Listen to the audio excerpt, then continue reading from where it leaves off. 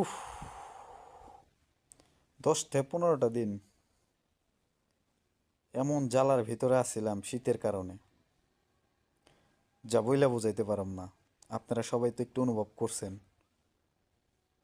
আজকে 2 দিন ধরে রোদ উঠছে, যা ভাল লাগতাছে, মাথায় নষ্ট। চইলা মজা, খাবার খেয়ে মজা, গোসল করে মজা, সব দিকে মজা, হাইটা চইলা মজা। যদিও শীতের মধ্যে যদিও বাতাস থাকে, যদি রোদ থাকে লগে, তাইলে ওইটা মালুম হয় না। এই যে আজকে মোটামুটি সারাদিন একটু হাঁটাহাঁটি করলাম, ঠিক আছে, ভাল লাগতেছে। আর যদি এই ভাল লাগার মাঝখানে যদি আবার হুট করে শীত আসে, তাইলে ভাবেন কি অবস্থাটা। আল্লাহ, তুমি আর শীত দিও না।